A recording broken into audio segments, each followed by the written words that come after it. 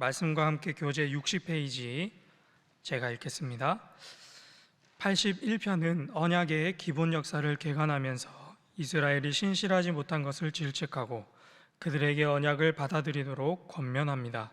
그러면 하나님께서 이스라엘의 원수를 굴복시킬 것이라고 말합니다. 82편에서 시인은 불의한 신들, 즉 세상의 통치자들을 하나님께서 심판하시기를 촉구합니다. 그들에게 약자를 변호하고 악인에게서 구원하라 명령하시며 온 땅의 주인이신 주님께서 직접 일어나 세상을 공의로 심판하고 통치하시기를 간구합니다. 오늘도 새벽 기도회의 자리로 나오신 모든 주의 성도들에게 하나님의 크신 은혜가 함께 하시기를 주님의 이름으로 축복합니다. 오늘 우리가 함께 읽은 말씀은 시편 81편과 82편의 말씀인데 이 두 편의 시편을 통해 두 가지 기도 제목을 함께 나누려고 합니다. 먼저 81편의 말씀을 살펴보도록 하겠습니다. 우리 81편 1절의 말씀 우리 한 번 더 읽겠습니다. 1절의 말씀 시작. 우리의 능력이 되시는 하나님을 향하여 기쁘게 노래하며 야곱의 하나님을 향하여 즐거이 소리칠지어다. 아멘. 우리가 1절에서 확인할 수 있는 바 시편 81편은 이스라엘의 성전 절기 잔치 중에 이스라엘 백성들이 즐겁게 부르는 찬양시 중에 하나입니다. 시편 81편 이 찬양시는 크게 두 부분으로 나눌 수 있는데 먼저 1절부터 5절 상반절까지 우리의 능력이 되시는 하나님을 찬양할 것을 선포하는 그런 내용으로 앞부분을 살펴볼 수 있고, 두 번째로는 5절 하반절부터 마지막 16절까지 그 찬양 중에 그 예배하는 공동체 가운데 하나님께서 주시는 말씀, 교훈, 명령 이런 것으로 두 부분으로 나눠 볼 수 있겠습니다. 그리고 특별히 81편은 어제 우리가 읽었던 79편과 80편에 대한 그런 호소들에 대한 하나님의 응답과도 같은 그런 성격을 가지고 있다, 이렇게 생각하고 넘어가시면 되겠습니다. 우리 5절의 말씀을 함께 읽겠습니다. 5절 시작. 하나님이 애굽 땅을 치러 나아가시던 때에 요셉의 족속 중에 이를 증거로 세우셨도다. 거기서 내가 알지 못하던 말씀을 들었나니. 거기서 내가 알지 못하던 말씀을 들었나니. 1절부터 5절 상반절까지 하나님을 찬양하라 라고 그렇게 선포했던 시편의 기자는 이제 출애굽 당시에 있었던 일들을 돌아보면서 거기서 들었던 하나님의 말씀, 그 말씀을 6절부터 이어서 전하기 시작합니다. 그 내용이 6절부터 마지막 16절까지 쭉 이어지는데 이 부분도 크게 두 부분으로 나눌 수 있습니다. 먼저 첫 번째로 6절부터 12절까지 과거에 있었던 그 일에 대한 하나님의 말씀, 그러니까 예전에 하나님께서 하셨던 말씀이고, 뒤이어 13절부터 16절까지는 지금 시편을 읽고 있는 그 노래를 부르고 있는 그 독자들, 그 찬양하는 예배 공동체에게 지금 주시는 하나님의 말씀. 그래서 6절부터 12절까지는 과거에 있었던 하나님의 말씀, 13절부터 16절까지는 지금 주시는 하나님의 말씀, 이렇게 이해하고 살펴보면 되겠습니다. 8절과 9절 우리 한번 읽어볼까요? 8절과 9절 내가 내게 증언하리라. 이스라엘이여 내게 듣기를 원하노라. 너희 중에 다른 신을 두지 말며 이방 신에게 절하지 말지어다. 아멘. 내 백성이여 들으라, 이렇게 말씀하시죠.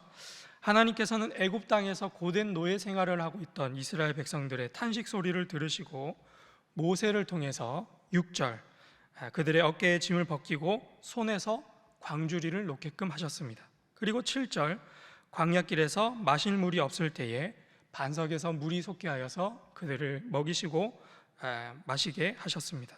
그리고 8절 9절 하나님께서 말씀하시는 것이죠. 내 백성이여 들으라. 내게 증언하리라.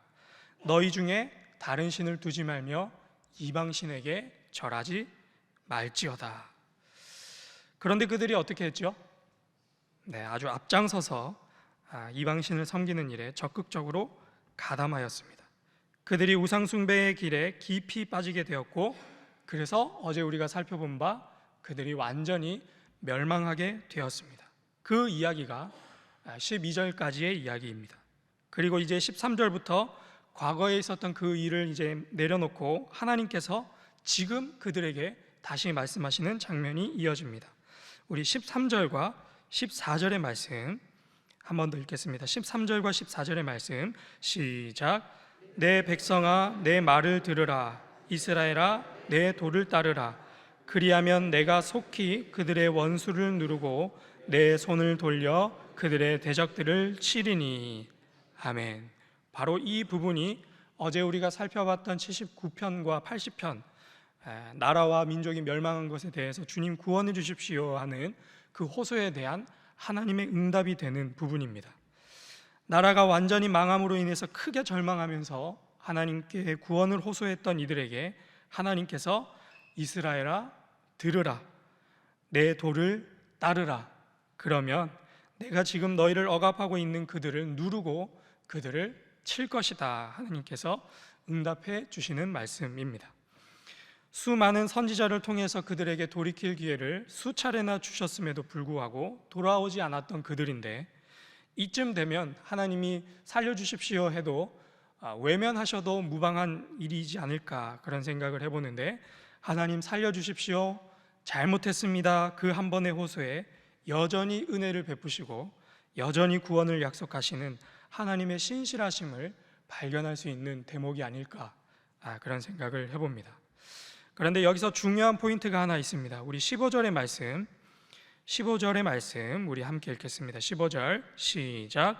여호와를 미워하는 자는 그에게 복종하는 채 할지라도 그들의 시대는 영원히 계속되리라. 아멘. 이 구절은 그냥 읽으면 뭔가 앞뒤가 잘 맞지 않는 전체의 맥락과도 조금 동떨어져 있는 것처럼 보이는 말씀입니다. 그래서 이 구절을 읽을 때 15절 말씀을 읽을 때 두 가지 부분을 확실하게 정해놓고 읽어야 이런 혼란스러움이 그칠 수 있다 싶습니다. 무엇을 확실하게 해두어야 하는가 하면 첫 번째로 여호와를 미워하는 자는 누구인가 하는 겁니다. 여호와를 미워하는 자들은 누구인가. 그리고 두 번째는 여호와를 미워하는 자들 그들의 시대는 영원히 계속된다라고 이야기를 하는데 그들의 시대가 영원히 계속된다라고 하는 말이 무슨 말인가 하는 것을 우리가 분명히 할 필요가 있겠습니다. 먼저 첫 번째로 여호와를 미워하는 자는 누구를 가리키는가? 누구를 가리킬까요? 한번 생각해 보시죠. 하나님을 대적하고 지금 이스라엘 백성들을 괴롭히고 있는 그런 사람들을 말하는 것일까? 얼핏 보면 그렇게 우리가 이해할 수 있겠지만 15절에 있는 여호와를 미워하는 자들은 이스라엘을 괴롭히고 억압하는 외부의 세력들, 이방인들을 뜻하는 것이 아니라 이스라엘 사람 중에서 하나님의 말씀을 온전히 따르지 않는 사람들, 이스라엘 사람들 중에서 하나님을 전적으로 따르지 않는 사람들, 막 하나님이 심판하시니까 그 마음 가운데 하나님을 향한 미움과 원망과 더 나아가서는 이제 배역함을 가지고 있는 그런 사람들을 뜻합니다. 나라가 망해서 지금 지푸라기라도 잡는 심정으로 하나님을 붙잡고 있기는 한데 그 마음에는 여전히 하나님을 향한 불순한 마음을 가지고 있는 사람들, 그 사람들을 보고 여호와를 미워하는 자라고 가리키고 있는 것입니다. 그리고 그들이 여호와를 미워하는 자는 그에게 복종하는 채 한다 그렇게 이야기를 하고 있죠. 겉으로만 뉘우친 척, 겉으로만 하나님 사랑하는 척 그렇게 하고 있다 그렇게 말하고 있는 부분입니다. 두 번째, 그들의 시대는 영원히 계속된다. 이것이 무엇을 뜻할까? 하나님을 미워하면서도 마지못해 복종하는 채 할지라도 우리 하나님은 사랑의 하나님이시기 때문에 그들의 시대를 영원히 보존시킨다, 그들의 앞길을 보존해 주신다, 그런 뜻인가 생각할 수 있겠지만 그들의 시대가 계속된다라고 하는 말은 그들의 앞길이 보장되고 보존된다라고 하는 뜻이 아니라 지금 고통받고 있는 그 상태, 나라가 쫄딱 망해가지고 치르고 있는 그 곤욕, 처참하게 무너진 그 상태가 계속될 것이다 라고 하는 말씀인 것입니다. 정리하자면 그 마음에는 하나님을 향한 온전한 마음과 순전함이 하나도 없이 거칠애로 행하는 그 모든 일들은 하나님께서 기뻐하지 않으시고 하나님께서 그 일을 행하는 사람들에게는 구원을 베풀지 않으시겠다라고 하는 아주 단호하고도 엄중한 말씀인 것입니다. 우리 주님께서 찾으시는 것이 무엇이겠습니까? 우리 주님께서 주의 백성들에게 찾으시는 것이 무엇이겠습니까? 주의 성도들이 주일 예배, 새벽 기도회, 수요 기도회, 금요 기도회 빠지지 않고 개근하는 것, 매주 하나님 앞에 드리는 헌금의 뒷자릿수, 횟수와 자릿수가 아니라 한 번을 드리더라도 정말 순전한 마음으로 드리는 것, 작은 액수라 할지라도 누가 보기에 보잘것없는 것처럼 보인다 할지라도 참 기쁨과 감사의 마음을 담아 드리는 것, 진정으로 심령으로 내 죄를 자복하고 통회하는 것, 그 간절한 마음으로 다시금 주님의 말씀을 따르는 것, 이것이 사랑이 많으신 우리 주님이 죽도록 사랑하시는 우리에게 요청하시는 진실된 사랑인 줄로 믿습니다. 그래서 오늘 함께 기도할 첫 번째 기도 제목은 순전한 마음으로 하나님을 따르는 자들이 되게 하소서입니다. 순전한 마음으로 하나님을 따르는 자들이 되게 하소서. 순전한 마음으로 하나님을 따르는 자들이 되게 하소서. 이 자리에 나오신 모든 신일의 성도들에게 하나님 찾으시는 이 순전한 마음이 날로 날로 새롭고 더욱더 충만해지기를 주님의 이름으로 축복합니다. 이제 82편의 말씀을 함께 찾아보겠습니다. 82편 1절의 말씀 함께 읽겠습니다. 시작.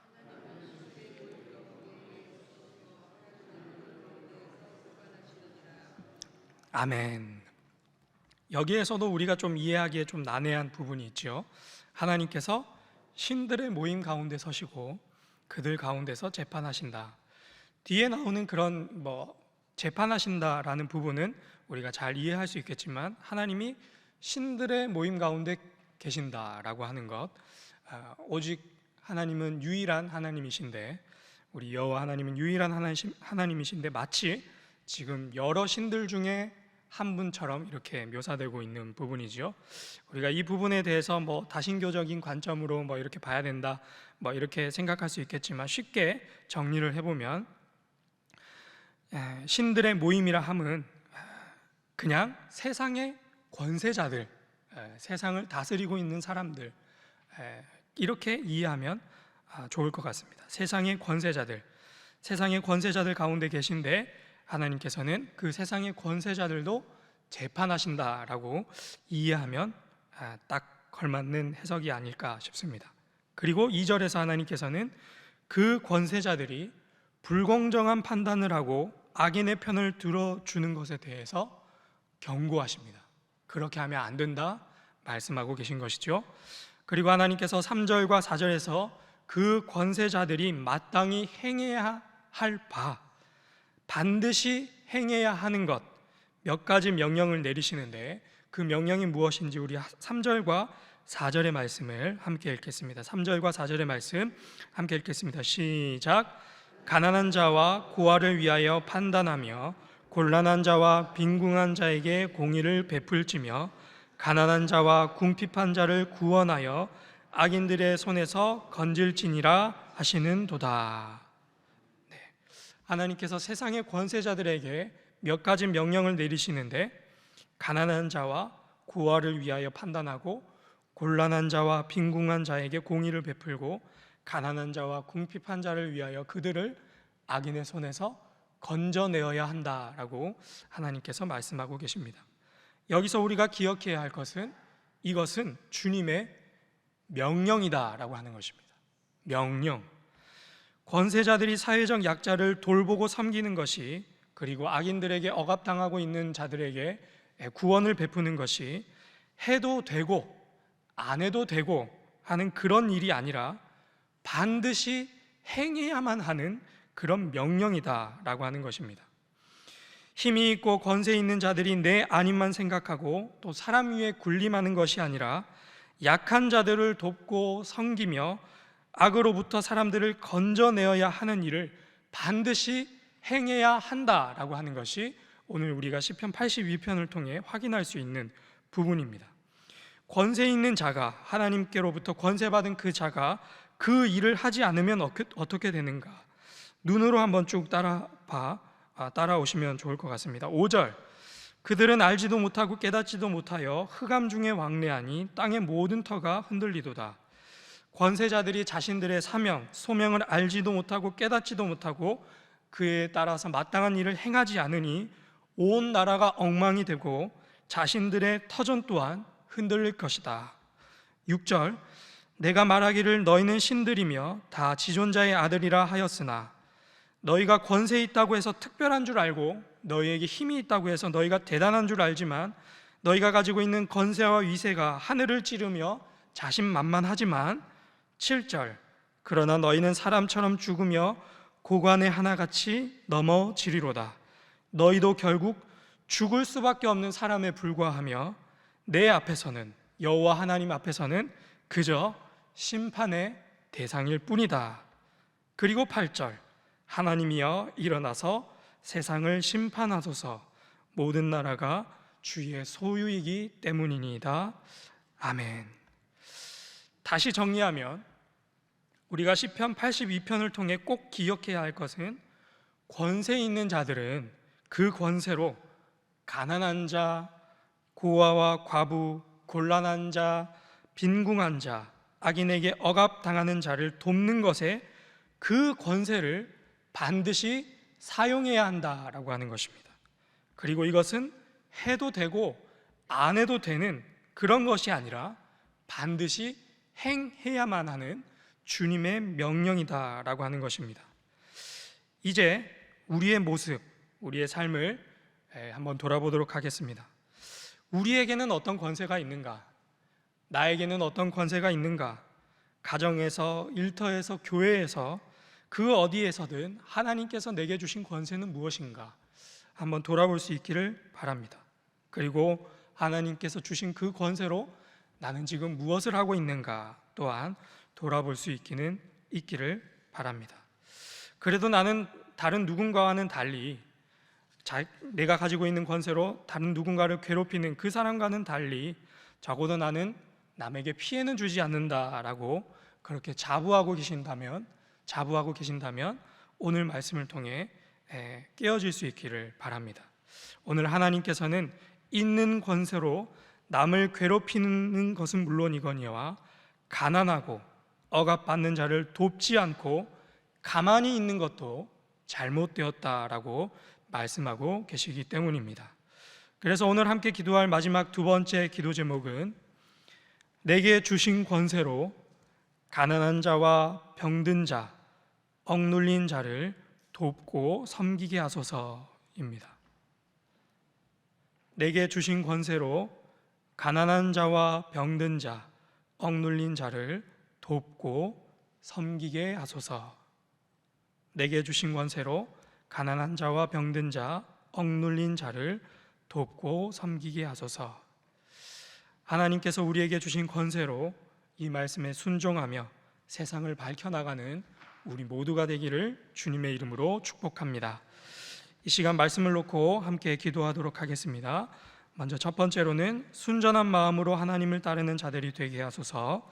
두 번째로는 내게 주신 권세로 가난한 자, 병든 자, 억눌린 자를 돕고 섬기게 하소서. 그리고 안식월에 계신 위임 목사님을 위해 이 나라와 민족을 위해 우리 한마음 한뜻으로 주님 앞에 기도하며 나아가겠습니다. 주여 믿습니다. 주여 믿습니다. 주여 믿습니다.